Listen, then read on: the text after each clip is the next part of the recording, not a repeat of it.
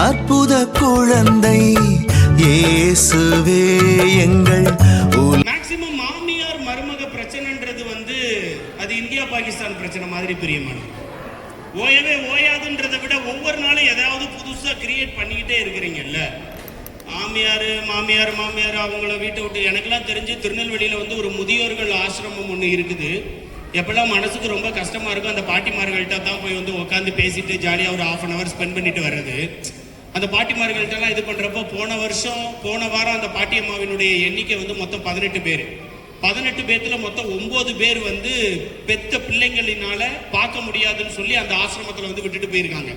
அதுல 2 பேர் அந்த ஆசிரமத்தினுடைய கேட்டுக்கு முன்னாடி அம்மா அப்பாவை விட்டுட்டு கிளம்பி போயிட்டாங்க. இதுதான் இனிமேல் உன் வீடு, இதுதான் உன் வாசல், இங்க இருக்கிற சிஸ்டர்ஸ் தான் உன்னை பாத்துக்குருவாங்க, அங்க உள்ள ஃபாதர்ஸ் தான் உனக்கு பூசை வைப்பாங்க, அதனால நீயே பாத்துக்கோன்னு சொல்லி மொத்தமா முடிச்சுட்டு போயிட்டாங்க போல. போன வாரம் முடிய கிட்டத்தட்ட 18 பேர் அந்த ஆசிரமத்துல இருந்தாங்க.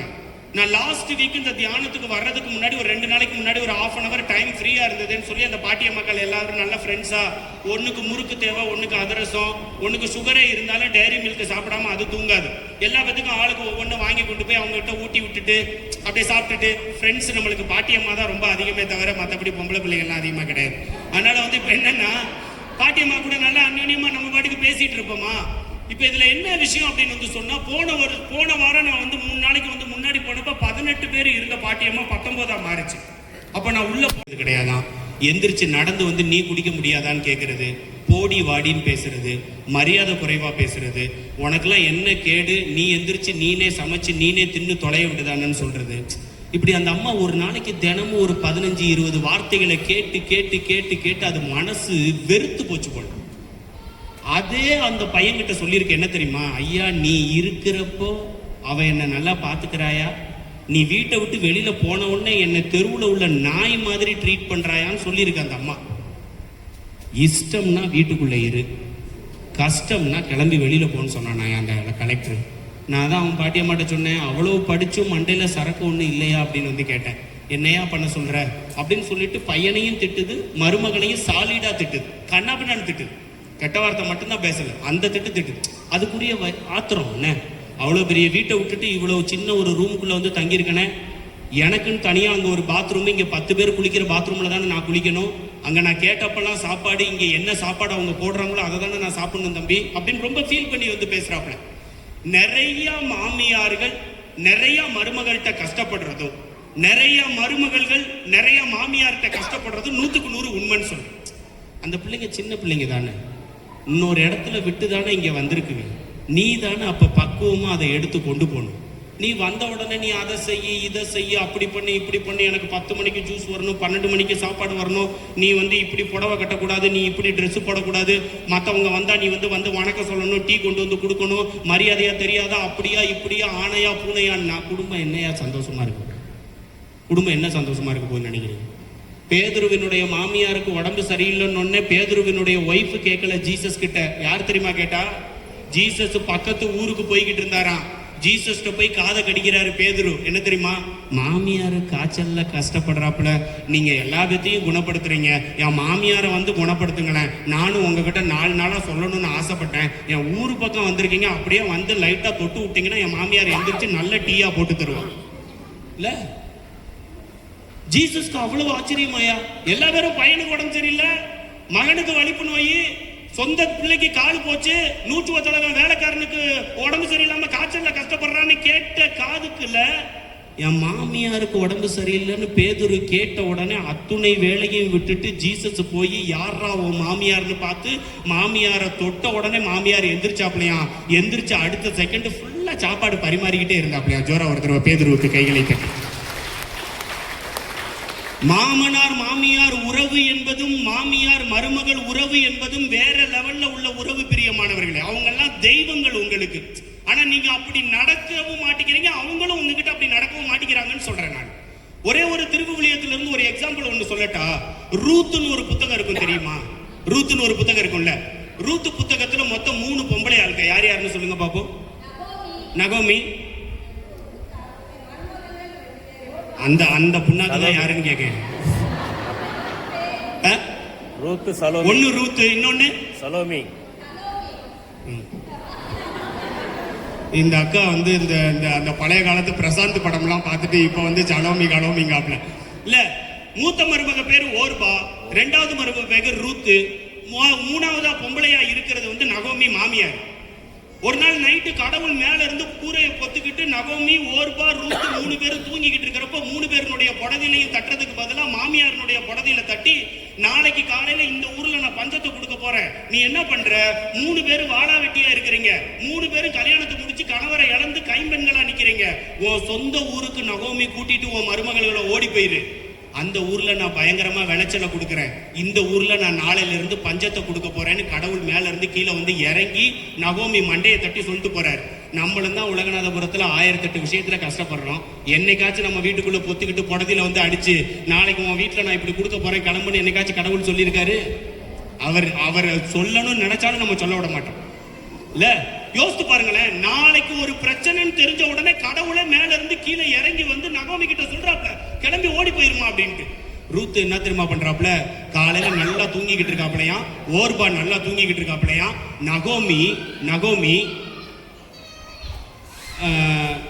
என்ன தெரியுமா பண்றாப்லையா, காலையில பல்லு கூட வந்து விளக்காம மருமகள்கள் 2 பேத்தையும் எழுப்பி விட்டு ஏட்டி, நேத்து நைட்டு கடவுள் வந்தாரு, இந்த மேட்டரை சொன்னாப்ல, நாளையில இருந்து இந்த ஊர்ல பஞ்சத்தை கொடுக்க போறாப்லையா, நம்ம 2 பேரும் நம்ம 3 பேரும் சேர்ந்து நம்ம சொந்த ஊருக்கு போறோம், அங்க போய் பயங்கரமா வாழ்றோம், சந்தோஷமா இருக்கிறோம்னு சொன்ன உடனே அத்தைக்கு முன்னாடி 2 மருமகள்களும் பெட்டியை கட்டிட்டு கிளம்புறாளுகையா, வாங்கத்த போவோம், வாங்கத்த சீக்கிரம் வாங்கத்த, இந்த ஊர் நமக்கு பஞ்சத்தை கொடுக்குது, அந்த ஊர்ல போய் நம்ம சந்தோஷமா வாழலாம் தான்.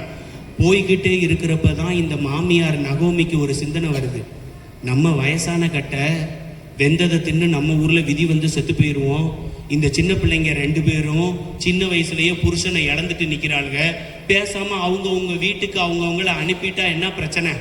ஒரு பிரச்சனையும் கிடையாது, நானே சம்மதத்தோட தான் அனுப்புறேன்னு சொல்லி மூத்த மருமக ஓர்பாவை கூப்பிட்டு, ஏன் இங்க வா, நீ ரொம்ப அழகா இருக்க, உனக்கு இன்னொரு கல்யாணம் பண்ணினாலும் அது தகும், நான் சொன்னேன்னு உங்க அம்மா அப்பா கிட்ட போய் சொல்லு, சம்பந்தக்காரவங்க கிட்ட போய் சொல்லு, அத்தையே அனுப்பி விட்டாங்க, எனக்கு இன்னொரு கல்யாணம் பண்ணி வைங்கன்னு அத்தை சொல்லி விட்டாங்கன்னு தயவு செய்து போய் சொல்லுன்னு சொன்ன உடனே மூத்த மருமக ஓர்பா நம்ம உலகநாதபுரம் மருமக மாதிரி அத்தையை கட்டி தழுவி முத்தம் விட்டு, எத்த உடம்ப பார்த்துக்கோங்க, சுகர் டேப்லெட் போடுங்க, கரெக்டா வாக்கிங் போங்க, நேரத்துக்கு நேரம் கரெக்டா சாப்பிட்டுருங்க அப்படின்ட்டு எச்சி எடுத்து 2 பக்கம் நகிட்டு அது பாட்டுக்கு கிளம்பி போயிடுச்சு ஓர்பா. இப்ப கேமரா யாருக்கு தெரியுமா போகுது? ரூத்துவுக்கும் நகோமிக்கும் போகுது. இந்த மாமியாரு ரூத்துவை தனியா கூப்பிட்டு ஒரு விஷயம் சொல்றாப்ல, ஏட்டி அவளை விட நீ ரொம்ப அழகு. இந்த மாமியாருக்கே உரிய கெட்ட பழக்கம் என்ன தெரியுமா? 2 மருமகள்களை ஒரே நேரத்துல புகழ மாட்டாப்ல, புகழ்ந்தா புளிக்குழம்பு கிடைக்கவே கிடைக்காது இல்லையா? இப்ப என்னன்னா, ரூத்துவை கூப்பிட்டு அவளை விட நீ ரொம்ப அழகு, அவகிட்ட சொன்ன எல்லா விஷயத்தையும் நான் உங்ககிட்டயும் சொல்றேன், நீ வாழா வெட்டியா இருக்கக்கூடாது, அழகான பிள்ளை இன்னொரு கல்யாணத்தை முடிச்சுக்கிட்டு நல்லபடியா சந்தோஷமா இருக்கணும், உங்க அம்மா அப்பா ஏண்டி உனக்கு இந்த சிந்தனை வந்துச்சுன்னு கேட்டா, அத்தை நகோமி நான் சொன்னேன்னு உங்க அம்மா அப்பா கிட்ட போய் சொல்லு, அவளுக்கு முன்னாடி நீ சீக்கிரமா எனக்கு கல்யாண சாப்பாடு போடுற அப்படின்னு சொன்ன உடனே ரூத் ஒரு விஷயம் சொல்லுவா, என்ன தெரியுமா? என்னத்த நீங்க இப்படி சொல்றீங்க? உங்களுடைய இனம் எதுவோ அது என்னுடைய இனம், உங்களுடைய இல்லம் எதுவோ அது என்னுடைய இல்லம், உங்களுடைய கடவுள் எதுவோ அது என்னுடைய கடவுள், உங்களுடைய கல்லறை எதுவோ அது என்னுடைய கல்லறைன்னு சொல்லுவாப்லையா. ஜோரா ஒரு தடவை கைகளை கையை தட்டுறதெல்லாம் போதும், இப்போ உங்களுக்கு வர்றேன் என்ன கச்சேரி. என்னத்தான் நீங்க இப்படி சொல்றீங்க? உலகநாதபுரத்துல ஒரு மருமக சொல்லுங்க பாப்போம், உங்களுடைய இனம் எதுவோ அது என்னுடைய இனம், உங்களுடைய இல்லம் எதுவோ அது என்னுடைய இல்லம், உங்களுடைய கடவுள் எதுவோ அது என்னுடைய கடவுள். டு த கிளைமேக்ஸ், நீங்க எங்க செத்து போவீங்களோ அங்கதான் தான் நானும் செத்து போவேன்னு சொல்லக்கூடிய ஒரு மருமக கை தூக்குங்க, மாதாவை இறக்கி வச்சுட்டு மருமகளை மேலே ஏற்றிடலாம், ஒரு பிரச்சனை கிடையாது. ஒரு மருமக நீ மாமியாரா மருமகளா? மருமகளா இல்ல?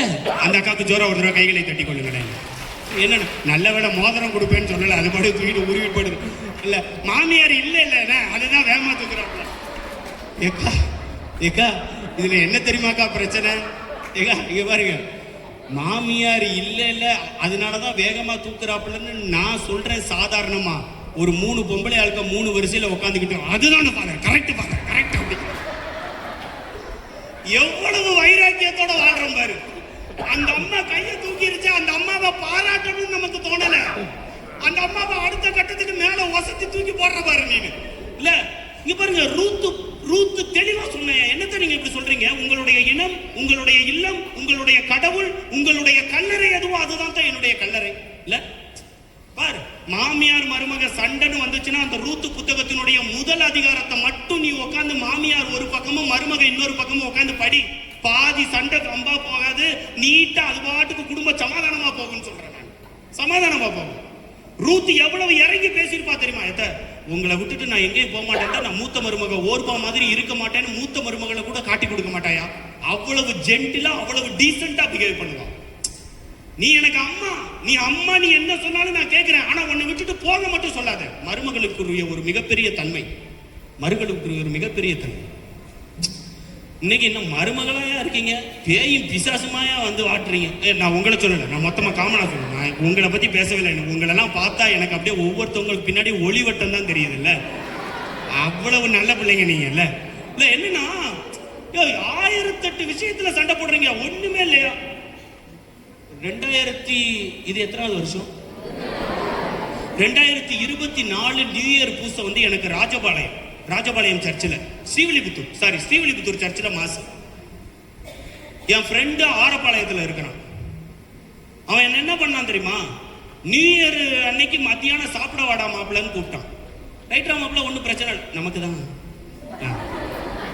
சாப்பிட வாடான்னு கூப்பிட்டான். எப்படா வரணும்னு நான் ஓப்பனாவே கேட்டேன்.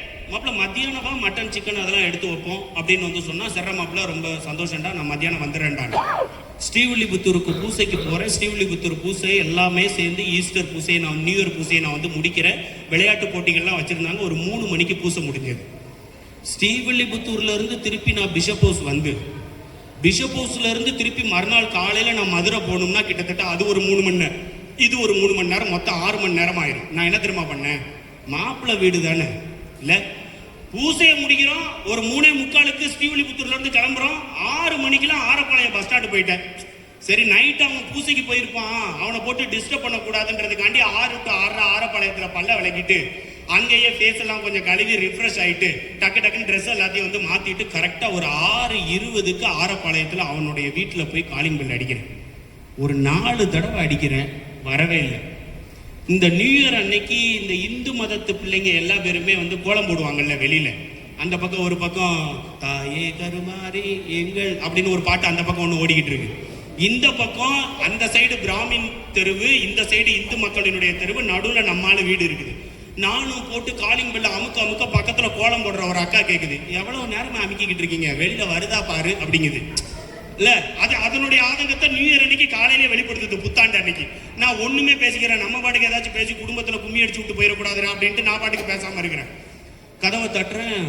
ஒரு 5 நிமிஷமோ 7 நிமிஷமோ கழிச்சு மாப்பிள்ளை வந்தான்.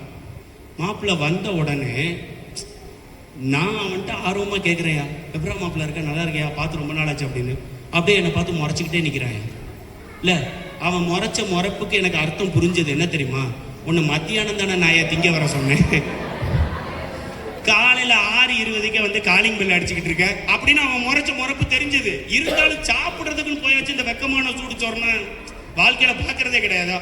நானும் இவன் எவ்வளவுதான் முறைப்பானோ அப்படின்னு நானும் நின்றுகிட்டே இருக்கிறேன். அவன் என்ன கேட்கறான், என்ன திரும்ப கேட்கறான், அப்படி நல்லா இருக்கியா, அம்மா அப்பா நல்லா இருக்காங்களாடா, தம்பி நல்லா இருக்காங்களா, எப்படிடா போய்கிட்டு இருக்கு பணிகள்லாம், எல்லாத்தையும் கேட்கறான். நானும் அவனை பார்த்து மாறி மாறி கேட்டுக்கிறேன். ஒரு 5 நிமிஷம் கழிச்சுதான் எனக்கே தெரிஞ்சது, கிட்டத்தட்ட 10 நிமிஷமா நான் தெருவுலயே நிக்கிறேன், அவன் வீட்டுக்கு முனையிலேயே நிக்கிறான். நானா சொல்றேன் அவங்கிட்ட, அப்பல 10 நிமிஷமா தெருவுலயே நிக்கிறேன்டா, அந்த அம்மா கோலம் போடுற அம்மா பாத்துக்கினே இருக்குடா, உள்ள கூப்பிடுறா அப்படின்னு. 1 நிமிஷம் இருங்கிறாயா, 1 நிமிஷம் இருங்க, 10 நிமிஷமா வெளியில நிக்கிறேன், காலங்காத்தால ஒரு டம்ளர் காப்பி காண்டி நீ 1 நிமிஷமா இருடான்னா என்னடா பண்ண போறான்னு பார்த்தா எனக்கு கடுப்பு தாங்க முடியல. இருந்தாலும் கடுப்பை வச்சுக்கிட்டு என்னத்த பண்றது, காலையில ஒரு டம்ளர் காப்பி கொடுத்தாலும் நிம்மதியா போயிருமேன்ட்டு அவன் உள்ள போய் அவங்க ஒய்ஃபை கூப்பிடுறதுக்குள்ள இந்த அம்மா என்ன ஒரு மாதிரி பாத்துக்கிட்டு இருந்தோன்னே நானே உள்ள போயிட்டேன். மாப்பிள்ளை வீடு தானே, இதுல என்ன இருக்கு அப்படின்ட்டு உள்ள போனா வீடு அவனுக்கேத்த அவனுடைய வருமானத்துக்கேத்த வீடு. நடுவில் ஒரு செவருக்கு அந்த பக்கம் பெட்ரூமு, செவருக்கு இந்த பக்கம் ஹாலு, எனக்கு லெஃப்ட் சைடில் கிச்சனு, ஃப்ரண்ட்ல ஒரு சின்னதாக ஒரு போர்ட்டிக்கோ, பின்னாடி சின்னதாக ஒரு கொல்லப்புறம், ஒரு 2 எலுமிச்சம்பழம் மரம் இருக்குது. ரைட்டா, இதுதான் வீடு. 2 ரூம் இருந்ததுன்னு நினைக்கிறேன், வலது பக்கம் 1 இடது பக்கம் 1. நான் உள்ள வந்திருக்கேன்னு தெரியல அவனுக்கு. நேரா பெட்ரூம்குள்ள போய் அவளை எழுப்புற சத்தம் எனக்கு கேட்குது. ஏட்டி சீக்கிரம் எந்திரி, மாப்பிள்ளை வந்திருக்கான் ஏட்டி சீக்கிரம் எந்திரி மாப்பிள்ள வந்திருக்கான், ஏட்டி சீக்கிரம் எந்திரி மாப்பிள்ள வந்திருக்கான்னு 3வது சத்தமா பேசுறான். நான் இங்க டைனிங் டேபிள்ல பொறுமையா சேரை இழுத்து போட்டு வந்து உட்காந்துருக்கிறேன். எவ்வளவு நேரம் தான் வெளியிலே நிக்கிறதுன்னு. அந்த அம்மா கண்ணு கூட முழிக்கலையா, சத்தம் போட்டு சொல்லுது, அவனை மத்தியானம் தானே நீங்க திங்க வர சொன்னீங்க. இல்ல எனக்குடா இதயமே ஒரு பக்கம் நின்று வெடிச்ச மாதிரி தெரிஞ்சது. என்னடா நியூ இயர் அன்னைக்கு பெத்தவ காலில் விழுந்து ஆசீர்வாதம் கூட வாங்காம நம்ம பாட்டுக்கு இவனை நம்பி இங்க வந்து உட்காந்துருக்கான், அவன் இவன்லாம் பேசுறாப்ல அப்படின்ட்டு. இல்ல அவனை மத்தியானம் தானே திங்க வர சொன்னீங்க, இதுக்குள்ள என்ன இப்ப வந்துட்டான், உங்களுக்கு வேற வேலை கருது இல்ல அவனுக்கு வேற வேலை கருது அப்படின்னு கொண்டே முடிச்சுக்கிட்டே அந்த சவரை தாண்டி இப்படி வந்துச்சு பாருங்க. என்ன பாத்துருச்சியா? Praise the Lord பாதருங்கதியா, செத்துட்டையா. இனிமேல் வாழ்க்கையில செவர் உள்ள வீடு எந்த வீட்டுக்கு சாப்பிடவே போகவே கூடாதுன்னு அன்னைக்கு முடிவு பண்ணேன். செவத்துக்கு அந்த பக்கம் சாமியார இந்த பக்கம் வச்சுக்கிட்டு என்ன நடக்குதுன்னே தெரிய மாட்டேங்குதியா நமக்கு. இல்ல நான் சத்தியமா சொல்றேன், அவ்வளவு விருப்பப்பட்டு அடுத்த வீட்டுக்கு சாப்பிட போவேன். அந்த இன்சிடென்ட் நடந்ததுக்கு அப்புறம் இப்ப யாராச்சும் சாப்பிட உண்மையிலேயே கூப்பிட்டாலும் முதல் வார்த்தை என்ன தெரியுமா கேட்பேன், எல்லாத்தையும் ப்ரிப்பேர் பண்ணி வை. வந்த உடனே ஒரு பிரேயர் பண்றோம், சாப்பாட்டுல கை வைக்கிறோம், முடிச்ச உடனே ஒரு பிரேயர் பண்றோம், டக்குன்னு ஓடி போயிடும். நீ உன் மனைவி இது உன் மாமியார் இதெல்லாம் தயவு செய்து இன்ட்ரோடியூஸே பண்ணாதான்னு சொல்லியிருக்கேன். இல்ல செவத்துக்கு பின்னாடி அந்த கிளி கிளிக்குது, நம்மளை பார்த்த அடுத்த second happy new year father ஆசீர்வாதம் பண்ணுங்க ஃபாதருங்க. என்ன பண்ண சொல்றீங்க, சாப்பிடன்னு போயாச்சு, சூடு சொரண வெக்கமானம்லாம் பார்த்தா முடியுமா? ஆசீர்வாதத்தை போட்டு வச்சாச்சு. இவன் அப்பதான் கெத்த காமிக்கிறான். என்ன தெரியுமா, என் பக்கத்துல டேபிள்ல உட்காந்துட்டு சீக்கிரம் காஃபி எடுத்துட்டு வா வந்திருக்கான்ல. நீ அமைதியாடுறா, நல்லா இருக்கு. பாதிக்கப்பட்டவன்ற முறையில நான் பேசுறேன்டா, தயவு செய்து கம்முன்னு கடலா அப்படிங்கிற. சும்மா மாப்பிள்ள வந்திருக்க நீ அவ்வளவு தூரம் அவ்வளவு வருஷம் கழிச்சு அப்படின்னு. எனக்கு அவனை நாக்கப்படுங்கிற மாதிரி 4 கேள்வி கேட்கலான்னு தான் தோணுச்சு. வருஷ பிறப்பு அன்னைக்கு என்னத்தை போட்டு கேட்டுக்கிட்டு விடு அப்படின்னு. காஃபி வரவே இல்லையா? நானும் ஒரு 10 நிமிஷமா வெயிட் பண்றேன். அந்த அம்மா கிச்சனுக்குள்ள போட்டு அப்படி இப்படின்னு பாத்திரத்தை உருட்டுதே தவிர ஒரு டம்ளர் காஃபி கொடுக்கறதுக்கு அவ்வளவு லேட் பண்ணுதியா. அப்பதான் இவன்ட்ட கேட்டேன், மாப்பிள்ள வெளியில வேணா போய் காஃபி குடிச்சிட்டு வந்துடலாமா அப்படின்னு. என்னடி பண்ற இன்னும் அப்படின்னு அப்ப சீரியஸா கேட்டான் அவன். 10 நிமிஷம் ஆகுது கிச்சனுக்குள்ள போய் இன்னும் என்னடி பண்ற அப்படின்னு. அந்த அம்மா என்ன தெரியுமா கொண்டு வந்துச்சு, இந்த சாயந்தரம் 6 மணிக்கு மேல இந்த தெருவுல வந்து ஒரு பச்சை கலர் பவுல்ல பச்சை கலர் கரண்டி போட்டு இந்த சூப்பு கொடுப்பாங்கல்ல, வண்டியில சூப்பு வச்சிருப்பாங்கல்ல, ஆட்டுக்கால் சூப்பு மாட்டுக்கால் சூப்பு அப்படின்னு வந்து சொல்லி வரிசையா ஒரு கப்பா அடுக்கி வச்சு, அது பச்சை கலரோ மஞ்சள் கலர்ல இருக்கும், கரண்டியும் மஞ்சள் கலர்ல இருக்கும். அதை எடுத்து கொண்டு வந்து 2 பேர் முன்னாடியே டம்முன்னு வச்சதியா. நான் அவனை பார்த்தேன், அவன் என்ன பார்த்தான். ஆக மொத்தத்துல காப்பி கிடையாது, வேற ஏதோ வித்தியாசமா ஒண்ணு 15 நிமிஷமா இந்த அக்கா உள்ள பண்ணிருக்கு, அதை தான் நம்ம கிட்ட கொண்டு வர போகுதுன்னு நினைச்சா, இந்த காலையில எல்லா அம்மாமார்களும் சமைக்கிறதுக்கு சோம்பேறிப்பட்டுட்டு போய் அந்த பிள்ளைகளுக்கு நல்ல சத்துள்ள ஆகாரமா கொடுக்கணுன்றதுக்காண்டி இந்த பாக்கெட்ல ரெடிமேடா வாங்கி வச்சிருப்பீங்களா, அது பேர் என்ன, சாக்கோஸ், அந்த கார்ன்ஃபிளாக்ஸ் அந்த பொரி மாதிரி இருக்கும் தெரியுமா, அதை வந்து ஊத்தி போட்டு வந்து சாப்பிட்டா வயிறு பசி நின்றும், பிள்ளைகளை சீக்கிரமா நீங்க ஸ்கூலுக்கு அனுப்பலாம்னு சொல்லிட்டு வேலை பார்ப்பீங்கல்ல, அந்த பாக்கெட்டை எடுத்துட்டு வந்துச்சியா. நான் அந்த பாக்கெட்டை பார்த்தப்பவே எனக்கு கார்ன்ஃபிளாக்ஸ்ன்னு இருந்தது. ஏதோ வந்து இந்த நம்ம இந்த சிவில் இன்ஜினியரா இருக்கிறதுனால இந்த காங்கிரீட் மிஷின்ல வந்து இந்த ஜல்லி கொட்டுவாங்கல்ல, ஆமா, எனக்கு அந்த படத்தை பார்த்தோன்னே ஃபுல்லா ஜல்லியா தான் தெரிஞ்சது, ஃபுல்லா அந்த பாக்கெட் ஃபுல்லா. அது என்ன தெரியுமா பண்ணுச்சு அந்த அக்கா, வாழ்க்கையில மறக்கவே முடியாது அந்த அக்காவை. என்ன தெரியுமா பண்ணுச்சு, நேரா அந்த பாக்கெட்டை எடுத்து கொண்டு வந்துச்சு, என் முன்னாடி இப்படி ஒரு 2 தடவை தட்டிச்சு, ஒரு கத்திரிக்கோலை எடுத்துச்சு, என் முன்னாடி இப்படி வச்சு கட் பண்ணுதியா. அதுக்கு கடுப்பு, காலங்காத்தால என்ன நீ எழுப்பி விட்ட, மத்தியானம் திங்க வர்றவன் எதுக்காண்டி காலையில திங்க வர்றான், அவ்வளவு கடுப்பை எடுத்துட்டு கத்திரிக்கோலை என் கண்ணு முன்னாடி வெட்டிட்டு என் கப்பையும் அவன் கப்பையும் 2ஐயும் சேர்த்து வச்சுட்டு அப்படியே கொட்டுது. எனக்கு காங்கிரீட் மிஷின்ல ஜல்லி கொட்டுற மாதிரியே இருக்கு, ரைட்டா. எனக்கு சத்தியமா தெரியாது, பிலீவ் மீ, அந்த கார்ன்ஃபிளாக்ஸை எப்படி சாப்பிடணும்னு எனக்கு தெரியாது. முன்ன பின்ன அதை தின்றிருந்தா தானே நமக்கு தெரிஞ்சிருக்கும். நான் என்ன யோசிக்கிறேன், மாப்பிள்ளை எப்படி சாப்பிடுவான், அதை அவன் எப்படி சாப்பிட்றானோ அதே மாதிரியே பார்த்து நம்மளும் சாப்பிட்றணும் நானும் யோசிக்கிறேன். அவனும் கார்ன்ஃபிளாக்ஸை உள்ள கொட்டினோன்னு கொடுத்த கரண்டியை வச்சு வரட்டுன்னு தேய்ச்சிக்கிட்டு இருக்கான். நானும் நியூ இயர் அன்னைக்கு காலையில 7 மணிக்கு அதை போட்டு சுத்தி உரலாட்டிக்கிட்டு இருக்கிறேன், ரைட்டா. கொஞ்ச நேரம் கழிச்சு அவனும் ஒன்னும் வாயை திறக்கல, நானும் ஒன்னும் வாயை திறக்கல. அந்த அக்கா சுட என்னது பால் வெந்நீர்லக்கா பாலை வந்து எடுத்துட்டு வந்துச்சு. பாலை அப்படியே தூக்கிட்டு எடுத்துட்டு வந்துச்சா, எடுத்துட்டு வந்துட்டு என் காது கிட்ட வந்து நியூ இயர் அன்னைக்கு கரெக்டா 7:10க்கு சொன்ன விஷயம் என்ன தெரியுமா? இப்போ நான் உங்களுக்கு பால் ஊத்தவான்னு கேக்குது. ஏட்டி ஒரு வீட்டுக்கு சாப்பிட வந்தவனுக்கு பால் ஊத்தியா தாய் அனுப்புவேன் இல்ல? அது ரொம்ப அழுத்தமா என் காது கிட்ட வந்து என்னமோ நீங்க இதை விரும்பி சாப்பிடுவீங்களான்னு கேட்கணும்னு வருதுன்னு பார்த்தா இப்ப நான் உங்களுக்கு பால் ஊத்தவா? உடனே என் மாப்பிள்ள முதல்ல அவனுக்கு ஊத்து, அதுக்கப்புறம் எனக்கு ஊத்து அப்படிங்க. ஆனா மானங்கட்ட மாப்பிள்ளையே, என்னடா உன் குடும்பத்துல பிரச்சனைன்னு கேட்டா, என்னடா உன் குடும்பத்துல பிரச்சனைன்னு கேட்டா ரொம்ப சிம்பிளா சொன்னா என் பிரச்சனைய. மாப்பிள்ள நேத்து நைட்டு பூசையில இருந்தே இவ இப்படிதான் இருக்கா, பூசையில இருந்து இப்படிதான் இருக்கா. அப்படியா? சமாதானம் சொல்லலையாடா? சமாதானம் சொல்லல மாப்பிள்ள. ஒரே போர்வையில தானடா உட்காந்துருந்தீங்க. நான், எங்க அம்மா, இவ, பிள்ளைங்க எல்லாம் ஒரே இடத்துல உட்காந்தா பூசை பார்த்தோம். ஹாப்பி நியூ இயர் வாழ்த்து சொல்லலையாடா? சொல்லல. என்னடா பிரச்சனைனா 2 சேலை எடுத்துட்டு வந்திருக்காயா, 2 சேலை எடுத்துட்டு வந்திருக்கான். ஒன்னு மனைவிக்கு, இன்னொன்னு அம்மாவுக்கும் கொடுத்துருக்கான். மனைவியினுடைய சேலை ஏற்கனவே டாப் கிளாஸ் தான் இருந்திருக்கு. 1000 ரூபாய் அம்மாவோட கூட தான் அவன் வச்சு எடுத்துட்டு வந்திருக்கான், பிரச்சனை எதுவும் வந்துடக்கூடாதுன்னு. சனிய வாயில தானே இருக்கும். 2 பேரும் கட்டிட்டு பூசைக்கு உள்ள வந்திருக்காங்க. ஏம்மா இன்னைக்கு அவ சேலை விட வான் சேலை சூப்பரா இருக்குமான் இருக்கான் போல. நான் தான் கேட்கிறேன், மாப்பிள்ள இதை சொன்னதுக்காடா இவ்வளவு கோவப்படுறாப்புல அப்படின்னு. என் வாழ்க்கை நரக வாழ்க்கைங்கிறான், நரக வாழ்க்கைங்கிறான். அவன் அடுத்து சொல்லிட்டு இன்னொரு சொன்னான், உங்க பிஷப்ட வேணா கேட்டு பாடுறா, கல்யாணம் முடிச்சவங்க யாரும் சாமியாரா போறாங்கன்னு சொன்னா முதல்ல என் பேரை எழுதிக்கிற சொல்றான். ஒருவேளை அந்த வச்சு ஒரு காங்கிரிகேஷன் ஆரம்பிச்சுன்னு வைங்க, டயசிஸ் லெவலை விட அந்த லெவல் தான் அதிகமா போய்கிட்டு இருக்குன்னு நினைக்கிறேன். அவன் சொன்னான், கல்யாணம் முடிச்சவங்க யாரும் சாமியார் ஆகலாமான்னு பாருங்கடா, எவ்வளவு சந்தோஷமா இருக்கீங்க தெரியுமாடா அப்படின்னு. இல்ல என்னடா பிரச்சனை அப்படின்னு. அவன் அதை விட இன்னொரு தப்பும் பண்ணியிருக்கான். என்ன தெரியுமா?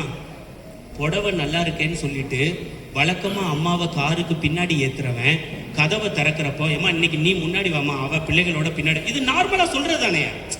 அம்மாவை நியூ இயர் அன்னைக்கு கார்ல முன்னாடி வச்சு கூட்டிட்டு போகணுன்ற 1.5 லட்சம் சம்பளம் வாங்குற அந்த பையனுக்கு ஒரு ஆசை இருக்குல்ல, அதை செஞ்சுக்க விடுதானே. யார் அது? ஆஃப்டர் ஆல் யார் அது? இல்ல உன் அம்மா ஸ்தானத்துல உள்ள இன்னொரு அம்மா தானே. யாரு உன் அம்மா ஸ்தானத்துல உள்ள அம்மா தானே. அதை போட்டு இந்த அளவு பந்தாடுற நீ. இல்ல எப்படி புடவை, எப்படி அம்மா புடவை எப்படி நல்லா இருக்கு. இதுக்காண்டியாடா சமாதானம் சொல்லல, இதுக்காண்டியாடா ஹாப்பி நியூ இயர் சொல்லலங்கிறேன், இதுக்காண்டி தான்டா மாப்பிள்ள சொல்லலங்கிறான். நீ அப்ப என்ன வஞ்சகத்தோட ஃபாதர்ஸ் எல்லாம் சும்மா உட்காந்து போங்கக்கா, தயவு செய்து பாசம்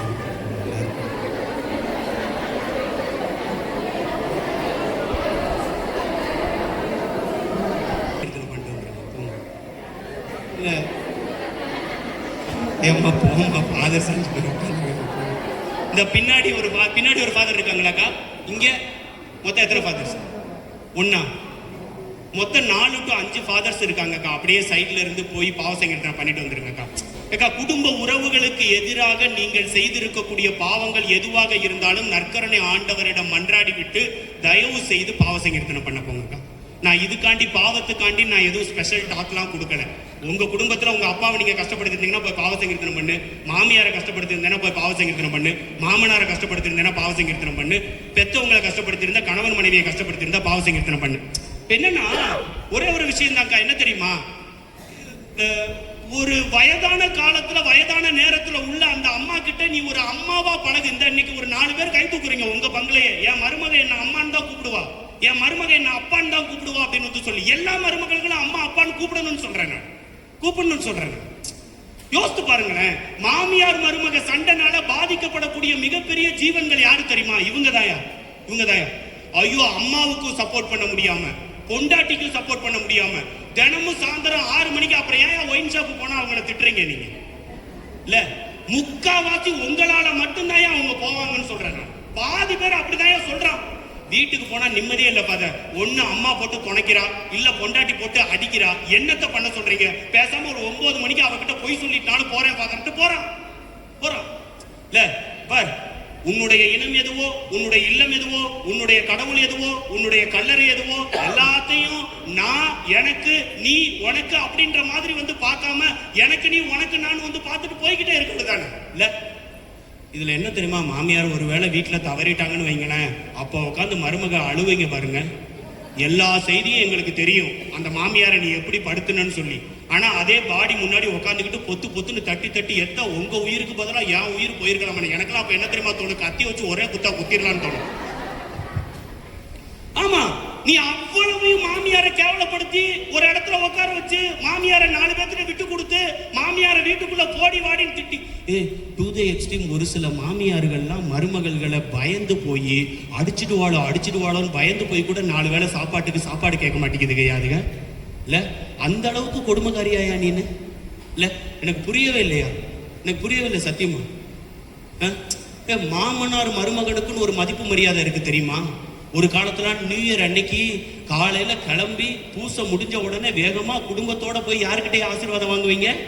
மனைவியினுடைய அம்மா அப்பா காலிலையும் கணவரினுடைய அம்மா அப்பா காலிலையும் விழுந்து ஆசீர்வாதம் வாங்கிட்டு தான் நியூ இயரே தொடங்குவீங்க.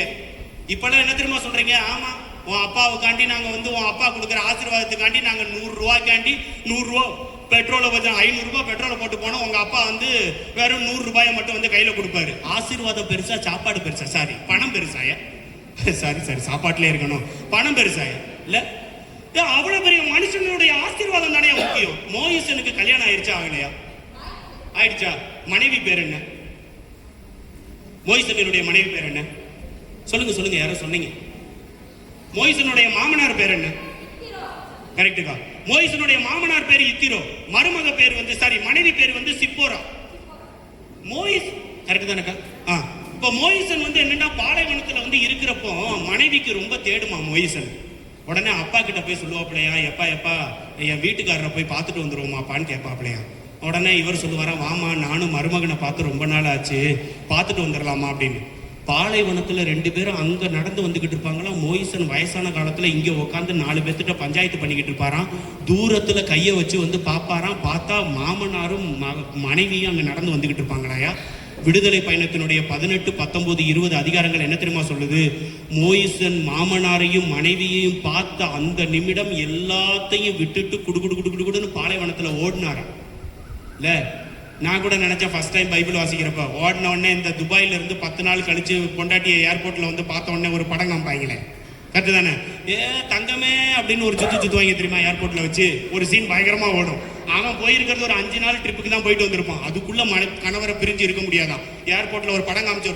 நான் கூட அப்படிதான் நினைச்சேன். மோயிசன் நேரா ஓடி போய் மனைவி சிப்போராவை கட்டி தழுவி முத்தமிட்டு எப்படிரா இருக்க என்னுடைய அன்பிற்குரிய அன்பே, அப்படியா இப்படியான்னு கவிதைலாம் எழுதுவார்னு பார்த்தா, அந்த வயசான காலத்துல அந்த மனுஷன் நமக்கு ஒரு பாடத்தை கத்து தருவான். என்ன தெரியுமா? நேரா வேகமா போயிட்டு மனைவியை பார்க்காம மாமனாரினுடைய காலில் விழுந்து ஆசீர்வாதம் வாங்கிட்டு, மாமா எப்படி இருக்கிறீங்க? நான் இங்க நல்லா இருக்கேன், கடவுள் உங்களோடு இருப்பாராகன்னு சொல்லி ஆசீர்வாதம் வாங்கினதுக்கு அப்புறம்தான் மனைவி கிட்ட என்னடி எப்படி இருக்கன்னு கேட்பாரு. ஜோரா ஒரு தடவை கைகளை கேட்டு பாருங்களேன்.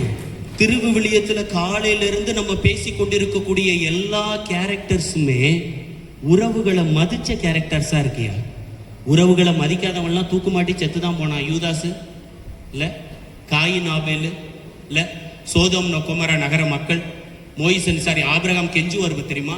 ஒரு 45 பேர் இருந்து அந்த ஊர்ல விட்டுருவீரா? 40 பேர், 30, 25, 20, 10, 5, 3, இங்க எண்ணிக்கை குறைஞ்சுக்கிட்டே இருக்கும், அங்க மன்னிப்பு ஏறிக்கிட்டே இருக்கும். 3 பேர் காமிடா, நான் அழிக்காம விட்டுறேன், பாத்துக்கலாம்டா. 3 பேர் காமிடா, 3 பேர் நல்லவன் இருந்தா போதும்டா, 3 பேர் மதிக்கிறவன் இருந்தா போதும்டா. மோயிசன் மதிக்க தெரிஞ்ச ஆளியா? அவ்வளவு வயசுலயும் மாமாவை பார்த்து மாமா காலில் விழுந்து ஆசீர்வாதம் வாங்கினதுக்கு அப்புறம் தானையா மனைவியே பார்த்து கேட்கிறாப்புல ஒரு கேள்வி, ஏட்டி நல்லா இருக்கியா அப்படின்னு. இல்ல, அந்த தன்மை. மாமனாரும் மகளும் உட்காந்து சாப்பிடுறப்ப மோயிசன் பக்கத்துல உள்ள தட்டுக்கு வரமாட்டாப்லையா.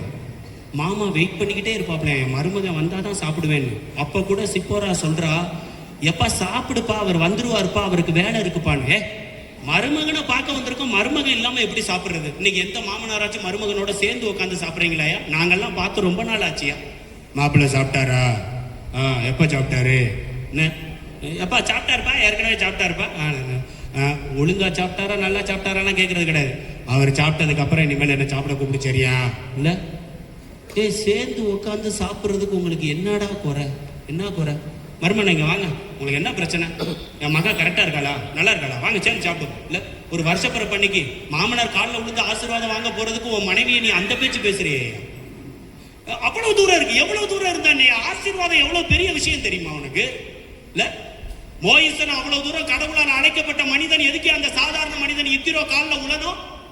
அவனுக்கு தெரியுது பாரு, என் மாமா காலில் உளுந்த ஆசீர்வாதம் வாங்கினாதான் என் வாழ்க்கை நல்லா இருக்குன்னு தெரியுது பாரு அந்த மனுஷனுக்கு.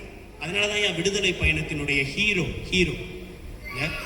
மாமனார் உட்காந்து சாப்பிட உட்காந்துருப்பாரா, மோயிசன் தட்டு சும்மாவே இருக்குமா, மோயிசன் வரவே மாட்டாப்லையா.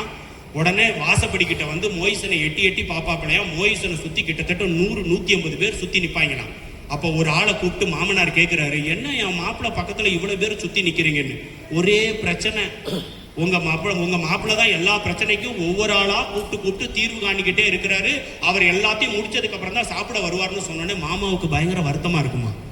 என் மாப்பிள்ளைக்கு இந்த நேரத்துல நான் உதவி செய்யாம எந்த நேரத்துல செய்ய போறேன்? மாப்பிள்ளைய தனியா கூப்பிட்டு ஒண்ணு சொல்லுவாரான், என்ன தெரியுமா? மாப்பிள்ளை, எதுக்காண்டி 1500 பேரையும் சுத்தி வச்சுட்டு பஞ்சாயத்து பண்ணிக்கிட்டு இருக்கீங்க? 100 பேரா பிரிங்க, அந்த 100ல இருந்து ஒரு தலைவனை தேர்ந்தெடுங்க. அப்படின்னா 10 குழுவா பிரிஞ்சிருமா? 1000 பேர் சரியா போச்சா? அந்த 100 பேத்துக்கு ஏதாவது ஒரு பிரச்சனைனா அந்த 100 பேத்துல இருந்து ஒரு தலைவனை நீங்க தேர்ந்தெடுக்கிறீங்கல்ல, அவங்கிட்ட வந்து பிரச்சனையை சொல்லட்டும்.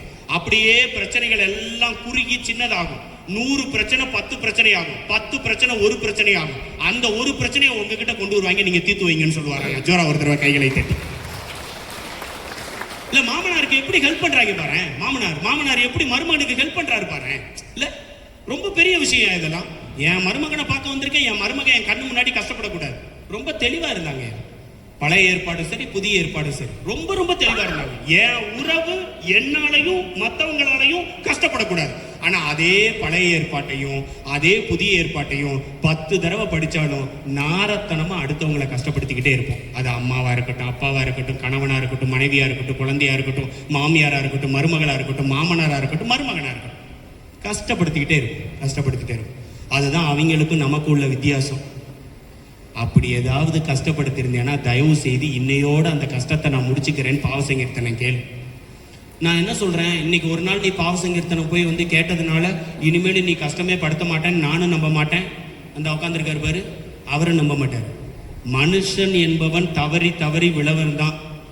நான் தவறுறேன்றதை உணரணும், எந்திரிக்கிறேன்றதை புரிஞ்சுக்கிறணும். அவ்வளோதான் வாழ்க்கை. நீ 10 தடவை உன் பிள்ளைய நாளைக்கே போய் அடி, நீ தப்பு பண்றதான். ஆனால் அடுத்த பூசையில் வரப்ப என் பிள்ளைய நான் தெரியாமல் அடிச்சுட்டேன், கொஞ்சம் பார்த்து பண்ணி விடியான்னு இவர்கிட்ட கேளு, ஆட்டோமேட்டிக்காக மன்னிச்சு விடுவேன். இப்படி தான் ஏன் கிறிஸ்தவ வாழ்க்கை மாறி போய்கிட்டு இருக்கு. இவ்வளோ பேசுகிறேன்னா எல்லா விஷயத்துலையும் நான் பர்ஃபெக்டாக இருக்கேன்னா? ஒரு சில நேரம் கோவம் வந்தால் என் அம்மாவை திட்டுறேன், எங்கள் அப்பாவை திட்டுறேன், எனக்கு சொல்லிக் கொடுத்த டீச்சரை திட்டுறேன், என் ஃப்ரெண்டை திட்டுறேன். அதெல்லாம் அந்தந்த நேரத்தில் உடனே போய் பாவ சங்கீர்த்தனை கேட்டு ஆண்டவரை மன்னிச்சுக்கப்பா தெரியாமல் பேசிக்கிட்டேன் பெத்த தாயை. இல்லை யோசித்து பாருங்களேன். மாமனார் மருமகன் மீதும் மாமியார் மருமகள் மீதும் எவன் ஒருவன் அளவு கடந்த விதத்தில் பாசம் வைக்கின்றானோ அவனுடைய பாசம் ஒருபடி மேலே பிரியமானவர்கள். அது ரூத்துவா இருக்கட்டும், மோயிசனா இருக்கட்டும். இந்த சம்பந்தக்காரர்கள் உறவுன்னு ஒண்ணு இருக்கு தெரியுமா? சம்பந்தக்காரர்கள் உறவு. யாரெல்லாம் இங்க உள்ள சம்பந்தக்காரங்க உட்காந்துருக்கீங்க? கை தூங்க போங்க. இதே ஊர்லயே பொண்ணு கொடுத்து பொண்ணு எடுத்துக்கிறீங்களா? எடுப்பீங்களா எடுக்க மாட்டீங்களா? எடுத்துக்கிறீங்க. என்னக்கா ஆவினா எல்லாமே நீங்க மட்டுமே தூக்குறீங்க. நீங்க தான் மாமியார், நீங்க தான் மருமக, நீங்க தான் சம்பந்தக்காரவங்க. இல்லக்கா இல்ல என்ன சொல்றேன்னா, சம்பந்தக்காரவங்க உறவினர்களினுடைய உறவுன்றது ரொம்ப முக்கியம். இல்ல நீங்க பொண்ணை கட்டி கொடுத்துட்டோம் அப்படின்றதுக்காண்டி நீங்க பாட்டுக்கு சம்பந்தக்காரவங்களை வந்து கண்ணா பின்னான்லாம் பேசக்கூடாது. இல்ல பொண்ணை கட்டி கொடுத்த நீங்க தான் பொறுமையா போகணும். இன்னைக்கு பொண்ணை கட்டி கொடுத்த நீங்க தான் வேற லெவல்ல எகிரி போறீங்க. ஆம்பளை பையனை கொடுத்தவங்க அந்த அம்மா எல்லாம் சுருங்கி போய்கிட்டு இருக்கு. இல்ல ஆமையா? ஆமா, நான் உண்மையிலே சொல்றேன். ஒரு பொண்ணை பெத்த ஒரு ஒரு ஒரு ஒரு வருத்தமே உங்களுக்கு கிடையாதுயா? இல்ல ஒரு காலகட்டத்திலலாம் என்ன தெரியுமாயா, ஒரு காலகட்டத்திலலாம் கல்யாண வீட்டுக்கெல்லாம் வந்து போறோன்னு வந்து வைங்களேன், கல்யாணம் ஏற்பாடு பண்றதே சொந்தக்காரங்க எல்லாம் சேர்ந்து தான் ஏற்பாடு பண்ணுவாங்க. 6 மாசத்துக்கு முன்னாடியே பத்திரிக்கை அடிச்சிருவா. அப்படிதானே? இல்ல யாரெல்லாம் கூப்பிடணும்னு லிஸ்ட் போட்டு எழுதுவேன். கரெக்டு தானே? யாருக்கெல்லாம் என்னென்ன புடவை வேணும், என்னென்ன ட்ரெஸ் வேணும்னு அப்பவே போஸ்ட் கார்டு மூலமா எழுதி போட்டு உங்க வீட்டுல எத்தனை துணி வேணும் அவ்வளவுக்கு நான் காசு அனுப்பிடுறேன். அப்படி இல்லைன்னா நீ வீட்டுக்கு வா, நான் வந்து உனக்கு சேலை சட்டெல்லாம் எடுத்து தர்றேன்னு சொல்லிட்டு தானே போறோம். ஆமா தானே? ஒரு காலகட்டத்தில் அப்படித்தானே கல்யாணம் நடந்தது.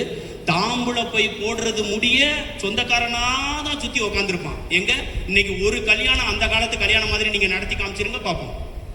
ஒரு 4 பேத்த ஒரு 4 நிமிஷம் உன் வீட்டுக்குள்ள கல்யாண வீட்டுக்குள்ள வை பார்ப்போம். நீ கல்யாண வீட்டுக்குள்ள நல்ல கல்யாணத்தை முடிச்ச, நல்ல சாப்பாடு போட்டுன்றது வாழ்க்கை இல்ல. சண்டை போடாம அந்த கல்யாண வீட்டுல எல்லா பேத்தையும் அனுப்புறங்கிறது தான் மிகப்பெரிய பிக் பாஸ் டாஸ்க்.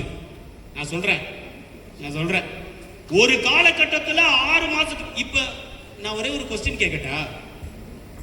எதுக்காண்டி முதல் நாள் சாயந்தரம் நிச்சயதார்த்தம் வைக்கிறீங்க, மறுநாள் காலையிலே கல்யாணம் வைக்கிறீங்க?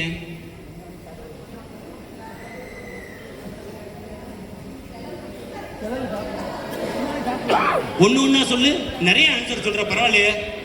எதுக்காண்டி ஒரு காலகட்டத்துல மார்ச் மாசம் நிச்சயதார்த்தம் வைப்ப, டிசம்பர் மாசம் கல்யாணத்தை வச்சிருப்ப, 6 மாசம் பக்காவா குடும்பத்தோட வேலை பார்ப்ப.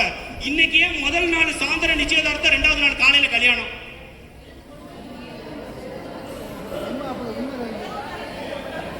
என்ன நேரம் பத்தலையோ? ஏ தாயி, நான் என்ன சொல்றேன், 6 மாசத்துக்கு முன்னாடி ஒரு நாள் வந்துட்டு போகுது சொந்த பந்தம் நிச்சயதார்த்தத்துக்கு, அடுத்த 6 மாசம் கழிச்சு இன்னொரு ஒரே ஒரு நாள் மட்டும் வந்துட்டு போகுது.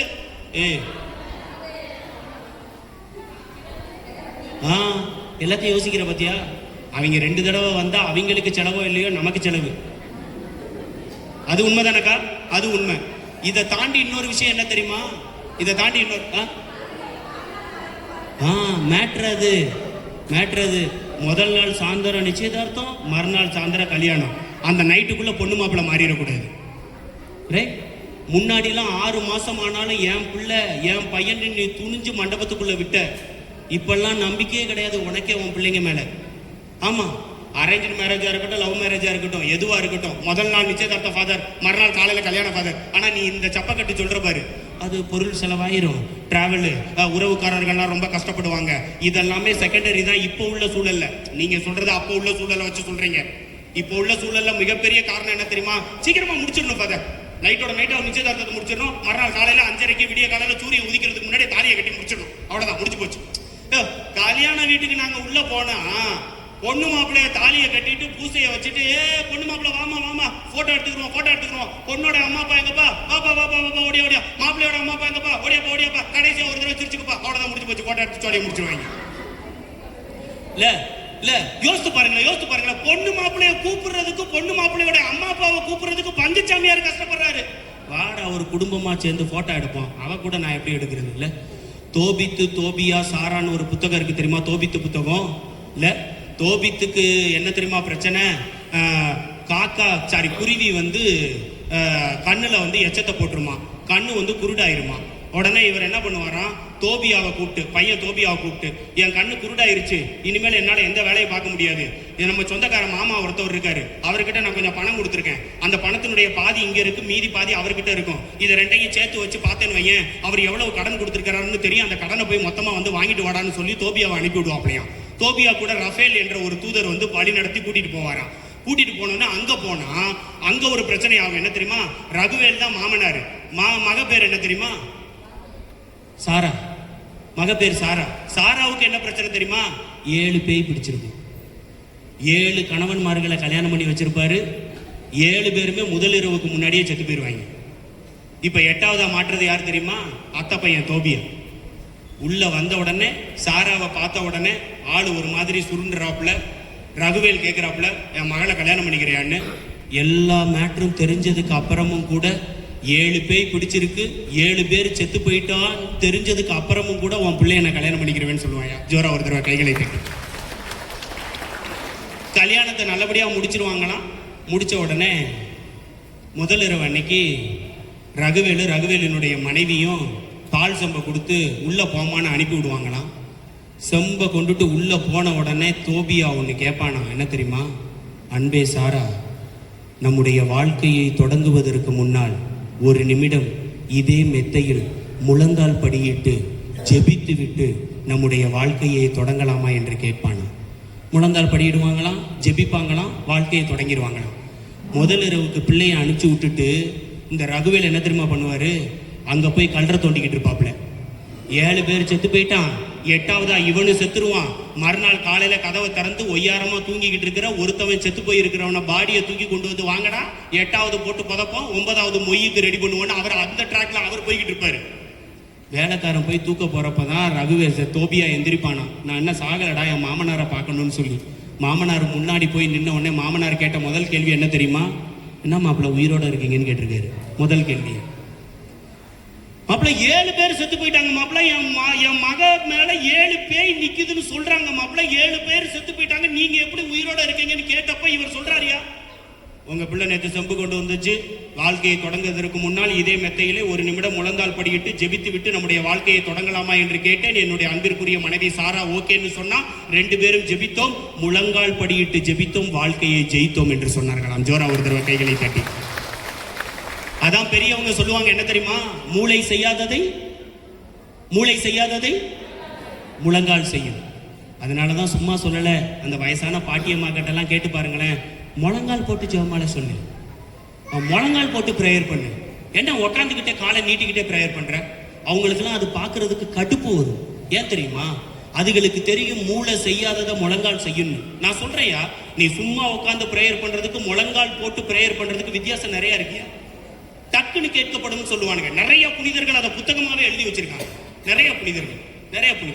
நாளா டீக்கனா இருக்கிறப்போ என்னுடைய பங்கு சாமியார் பிரசங்கம் முன்னாடி வைக்கிறதுக்கு ரொம்ப யோசிப்பேன், என்னத்தடா போட்டு அப்படின்ற மாதிரி. அந்த பங்கு சாமியார் ஒரே ஒரு விஷயம் சொல்லுவார், என்ன தெரியுமா? ஒரு நாள் சனிக்கிழமை நைட்டு என் ரூமுக்கு வாடான்னு கூப்பிட்டா அந்த பங்கு சாமியார் என்ன தெரியுமா பண்ணுவாப்புல? கட்டில்ல ஃபுல்லா பைபிளை விரிச்சு வச்சிருப்பாப்புல, புத்தகங்கள் எல்லாத்தையும் அங்க வச்சிருப்பாப்புல, முழங்கால் போட்டு செர்மனை ப்ரிப்பேர் பண்ணுவாப்புல. எனக்கு அந்த மனுஷனை பார்க்குறப்ப அவ்வளவு பொறாமையா இருக்கும். 1.5 மணி நேரம் ப்ரிப்பேர் பண்ணாலும் 1.5 மணி நேரம் முழங்கால தான் இருப்பாங்க. தம்பி என்ன டயசிஸ் ஃபுல்லா சொல்றாங்களே நல்லா ப்ரீச் பண்றேன்னு சொல்லி, அதுக்கு முழு முதற் காரணம் இந்த முழங்கால் போடுறதுதான் சொல்லுவாப்லையா. ஜோரா ஒரு தடவை கைகளை தட்டி. அந்த மனுஷன்ட்டு அசிஸ்டண்டா இருக்கிறதுனால நானும் அப்படியே பழகிட்டேன்னு வைங்களேன். எனக்கே தெரியும், நான் முழங்கால் போடாம ஒரு பிரசங்கத்தை ப்ரிப்பேர் பண்ணி உங்ககிட்ட நான் சொல்றேன்னா என்னுடைய வார்த்தைகள் இவ்வளவு ஃப்ளோவா போகாது. மோயிசனினுடைய நாக்கு மாதிரி என் நாக்கு தந்தி அடிக்க ஆரம்பிக்கும், திக்குவாயா மாறிடும். எனக்கு நல்லா தெரியும். அதுலயே நீங்க கண்டுபிடிச்சிடலாம், இந்த சாமி இன்னைக்கு பிரசங்கம் ப்ரிப்பேர் பண்ணிட்டு வந்திருக்கு, இந்த சாமி இன்னைக்கு பிரசங்கம் ப்ரிப்பேர் பண்ணிட்டு வரலன்னு. என் டைசஸ்ல எல்லா பேத்துக்குமே தெரியும். ராபின் ஒழுங்கா ப்ரிப்பேர் பண்ணல, அதனால அவன் திணறான், திக்குறான். ராபின் நல்லா ஃப்ளூவெண்டா பேசுறானா, அவன் ப்ரிப்பேர் பண்ணிட்டு வந்திருக்கான்னு சொல்லி எல்லா மக்களுக்குமே தெரியும். இதனுடைய பவர் அப்படின்னு சொல்றேன் நான். உனக்கு இன்னைக்கு ஏதாச்சும் ஒரு பெட்டிஷன் வேணும்னா நேரா நீ பாட்டுக்கு வர்ற, சும்மா என்னமோ அவர் ஏதோ ஒரு வேலை வெட்டி இல்லாம அங்க உட்காந்துருக்கிற மாதிரியும் பாத்துக்கண்ண இப்படி அங்க குடும்பத்துல கஷ்டம், ஒரு 2 நிமிஷம் முழங்கால் போட்டு பிரேயர் பண்ணிட்டு போய் என்ன அப்படி என்ன நீ வாழ்க்கையில வேகமா ஓடி போற இல்ல? தோபியா கரெக்டா பிடிச்சான் பாத்தியா? பேய் உன் திறந்து ஓடணும்னா முதல்ல ஜெபம் பண்ணு இல்ல? ஜோரா ஒரு தடவை தோபியாவுக்கு கைகளை தட்டி. அதான் சொல்ற பிரியமானவர்களே, உறவுகள் சம்மந்தக்காரர்கள் என்ற ஒரு விஷயத்துல தோபியாவும் சாராவும் வேற லெவல்ல இருந்தாங்க. எந்த லெவல் தெரியுமா? ரகுவேல் சொல்லுவாப்லையா, தோபியா சொல்லுவானா மாமனார் கிட்ட, மாமா நான் என் வீட்டுக்கு போனோம் என் மனைவியை கூட்டிட்டு அப்படின்னு சொல்லி. அப்போ சம்பந்தக்காரன் யாரு? ரகுவேலினுடைய மனைவியும், என்னுடைய அன்பிற்குரிய மருமகனே உங்களுக்கு என்னுடைய வாழ்த்துக்கள், எங்களுடைய கண்ணையே நாங்கள் உங்களிடம் ஒப்படைக்கிறோம். எப்போ? வீட்டுக்கு கிளம்பி போறப்போ. இந்த கண்ணிலிருந்து ஆனந்த கண்ணீரை மட்டும்தான் பார்க்க வேண்டும். நான் சொல்லல, தோபித்து புத்தகம் சொல்லுது. இதை பார்த்துதான் சிவாஜி பட டைலாக் எழுதியிருப்பான்னு நினைக்கிறாங்க இல்ல? என்னுடைய அன்பிற்குரிய மருமகனே உங்களுக்கு என்னுடைய வாழ்த்துக்கள், எங்களுடைய கண்ணையே நாங்கள் உங்களிடம் ஒப்படைக்கிறோம், இந்த கண்ணிலிருந்து ஆனந்த கண்ணீரை மட்டும்தான் பார்க்க வேண்டும் சொல்லிட்டு அதே மாமா மக கிட்ட ஒண்ணு சொல்லுவாப்ல, என்ன தெரியுமா? என்னுடைய அன்பிற்குரிய மகளே உனக்கு என்னுடைய வாழ்த்துக்கள், நீ போவது வேறு யாரோ ஒருவரினுடைய வீடு கிடையாது, உன்னுடைய வீடு. நீ பார்ப்பது வேறு யாரோ ஒரு சில மனிதர்கள் கிடையாது, உன்னுடைய இன்னொரு தாயும் இன்னொரு தந்தையும். உன்னை பற்றி 24 மணி நேரமும் நான் நல்லதை மட்டும்தான் கேட்க வேண்டும். ரகுவேலுக்கு கைகளை தட்டி. எப்படி வாழ்க்கை அனுப்பிச்சிருக்கிறான் பாரு. சம்பந்தக்கார உறவுனா இப்படி இருக்கணும்னு சொல்றேன் நான் இல்ல? நீ போவது வேறு யாரோ ஒருவரினுடைய வீடு கிடையாது, உன்னுடைய வீடு. நீ பார்ப்பது வேறு யாரோ ஒரு சில மனிதர்கள் கிடையாது, உன்னுடைய இன்னொரு தாயும் இன்னொரு தந்தையும். உன்னை பற்றி 24 மணி நேரமும் நான் நல்லதை மட்டும்தான் கேட்க வேண்டும் இல்ல? எப்படி வாழ்த்தி அனுப்புறான் பாத்தியா? மருமகன் கிட்ட வந்துகிட்டு, என்னுடைய அன்பிற்குரிய மருமகனை, உங்களுக்கு என்னுடைய வாழ்த்துக்கள், எங்களுடைய கண்ணையை நாங்கள் உங்களிடம் ஒப்படைக்கிறோம், இந்த கண்ணிலிருந்து ஆனந்த கண்ணீரை மட்டும் தான் பார்க்க வேண்டும். உலகநாதபுரத்தில் அட்லீஸ்ட் இனிமேல் கல்யாணம் நடந்துச்சுன்னா பெத்தவங்க வந்து சொல்லி கொடு பிள்ளைகிட்ட. இன்னைக்கு நம்ம எப்படி தெரியுமா சொல்லி அனுப்புறோம், நீ போ, உன் அத்தைக்காரி முழிக்கிறதே சரியில்லை. முதல் ஸ்டேட்மெண்ட்டே நஞ்ச விதப்போம், அத்தைக்காரி முழிக்கிறதே சரியில்லை. ஏதாவது பிரச்சனை பண்ணான்னு வையன், நீ அங்கே போயிட்டு வீடியோ கால் பண்ணு, உங்க அப்பனை நான் அனுப்பி விடுறேன், உடனே கூட்டிட்டு வந்துருவாரு. அவன் அன்னைக்கு எப்படி ஆசீர்வாதம் பண்ணி அனுப்புறான், இன்னைக்கு நீ என்ன சொல்லி அனுப்புற உன் பிள்ளைய? திருப்பி இதே மாமா அடுத்து பக்கத்தில் வருவார். யாருக்கிட்ட தெரியுமா? மருமகன்கிட்ட வந்து, என்னுடைய அன்பிற்குரிய மருமகனே, உங்களுக்கு மீண்டும் என்னுடைய வாழ்த்துக்கள், சீக்கிரமா எங்களை தாத்தா பாட்டி ஆக்குங்க. எவ்வளவு சிம்பிளா ஆசீர்வாதத்தை கொடுக்குறான் பாரு. இங்கே இப்படின்னா இவங்க 2 பேரும் கிளம்பி யார் வீட்டுக்கு போவாங்க? தோபித்தி வீட்டுக்கு, அவங்க அப்பா அம்மா வீட்டுக்கு போவாங்க. அவங்க அப்பா அம்மா வரவேற்பாப்புல எப்படி தெரியுமா? என்னுடைய அன்பிற்குரிய மகனே, உனக்கு என்னுடைய வாழ்த்துக்கள், தயவு செய்து உள்ளவா, நல்ல பிள்ளையா கூட்டிட்டு வந்திருக்க. டக்குன்னு உள்ள இழுத்து போட்டுட்டு மருமகளுக்கு மாமனார் ஆரத்தி எடுப்பார் அந்த புத்தகத்துல, தோபித்து புத்தகத்துல. என்னுடைய அன்பிற்குரிய மருமகளை, உனக்கு என்னுடைய வாழ்த்துக்கள், உள்ளே வருகின்ற பொழுது நலமும் பேரும் மகிழ்ச்சியும் கொண்டு வா. ஃப்ரிட்ஜு, வாஷிங் மிஷினு, டிவி, நகை, லொட்டு லொசுக்கு, கழுத குதிரை, நோ நோ. உள்ளே வருகின்ற பொழுது நலம் பேரு மகிழ்ச்சி கொண்டு வா, அது போதும். ஆசீர்வாதம். சம்பந்தக்காரங்களினுடைய உறவு எப்படி இருந்திருக்கு பத்தியிலையா? இன்னைக்குதான் இருக்கிறீங்களேயா, சும்மா எது சொன்னாலும் நொட்டம் சொல்லிக்கிட்டே இருந்து கடைசி முடிய அந்த பிள்ளைய சீரழிச்சு வாழவாட்டியா மாத்துறதே பெத்த அம்மா தான். பெத்த அம்மா அதான். என் பசங்கள்லாம் இப்போ ரொம்ப துணிஞ்சிட்டானுங்க. என்ன தெரியுமா ஃபாதர், ஒரு காலகட்டத்தில் எனக்கு தெரிஞ்சு ஃபாதர், பெரிய குடும்பத்தில் பொண்ணு பாருங்க ஃபாதர்னு சொன்ன வாயெல்லாம் இன்னைக்கு எந்த லெவலுக்கு தெரியுமா போயிருச்சு? மாமனார் மாமியார் இல்லாத குடும்பத்தில் பொண்ணு பாருங்க ஃபாதர்னு போயிடுச்சு. ஆமையா? ஆமா. உறவுன்னா பயப்படுற, உறவுனா ஒதுங்குற, உறவுனா வெறுக்கிற, உறவுனா மதிக்க மாட்டேங்கிற, உறவுனா தூக்கி போட்டு மிதிக்கிற. அப்புறம் எப்படியா நம்மளை நம்பி 4 உறவு வந்து சேரும்? நம்மளை நம்பி எப்படியா வந்து சேரும்? வாழ்க்கையில காலையில இருந்து சாயந்தரம் முடிய இவ்வளவு நேரம் உட்காந்துருக்குறோம். அட்லீஸ்ட் அடுத்தவனை காயப்படுத்தக்கூடாது, நல்லபடியா என் உறவுகளை நான் பாதுகாக்கணும்னு நினைச்சு மண்டைக்குள்ள எதையாவது உன்னை ஏத்திட்டு போயேன், உன் காலில் விழுந்து கெஞ்சிறேன். சும்மா இவ்வளவு நாள் வந்து உக்காந்துக்கிட்டு இவ்வளவு நேரம் உக்காந்துட்டு வெளியில போன உடனே திருப்பி நீ உன் பிள்ளைய அடிச்சேன்னா இன்னைக்கெல்லாம் உட்கார்றதுக்கு அர்த்தமே இல்லை. திருப்பி நீ உன் கணவரை திட்டினெல்லாம் இன்னைக்கெல்லாம் டே வேஸ்ட். நீ பாட்டுக்கு ஒரு 3 படம் சன் டிவியில பார்த்துருந்தா கூட நிம்மதியா சந்தோஷமா கையை தட்டி சிரிச்சு பார்த்துட்டு போயிருப்பேன் இல்ல? இதே மாதிரியே மாமியாரை நான் ட்ரீட் பண்ணுவேன். நீ யாரா விளக்கண்ண சொல்றது அப்படின்னு வந்து கேட்டேன்னா இந்த விளக்கண்ணே விட்டுருங்க, அது பெருசு. அதை விட இந்த உட்காந்துருக்கு பாருங்க, ஐயோ ரொம்ப வருத்தப்படுவாரியா. அவரை வருத்தப்பட வச்சுட்டு நம்ம என்னையா பெரிய லெவல்ல. பாத்தீங்களா, நீங்க போவது வேறு யாரோ ஒருவரினுடைய வீடு கிடையாது, உன்னுடைய வீடு. நீ பார்ப்பது வேறு யாரோ ஒரு சில மனிதர்கள் கிடையாது, உன்னுடைய இன்னொரு தாயும் இன்னொரு தந்தையும். உன்னை பற்றி 24 மணி நேரமும் நான் நல்லதை மட்டும்தான் கேட்க வேண்டும். சொல்லி அனுப்புவோம் வீட்டு பிள்ளைகளை அடுத்த வீட்டுக்கு போறப்போ இல்ல. நீ அதை விட்டு உன் அத்தைக்காரி முடிக்கிறது சரியில்லை. அங்கிருந்து முதல்ல போன் வந்தா தயவுசெய்து எடுத்து தொலையாது, நல்லா இருக்கு. உன் பிள்ளை மேல உள்ள பாசமும் பாயாசமும் எங்களுக்கு தெரியும். இருந்தாலும் பிள்ளை கஷ்டப்படுறப்ப அப்படிதாண்டி இருக்கும். போன வீடு அம்மா மாதிரி அத்தை இருப்பாங்கன்னு நினைக்கிறியா? ஒண்ணு நீ அத்தைய மாத்து, இல்ல அத்தை ஒன்ன மாத்துவாங்க. உன் குடும்பம் இனிமேல் நீ தான் பாத்துக்கிறோம்னு கையை கழுவி விடு. அமெரிக்காலையும் ஈரான்லையும் ஈராக்லையும் ரஷ்யாலையும் யூகேலையும் 10 வயசுலயே ஒரு பிள்ளைய தனியா ரூம்ல விட்டு நீனே ட்ரெயின் ஆயிக்கோன்னு சொல்றான்.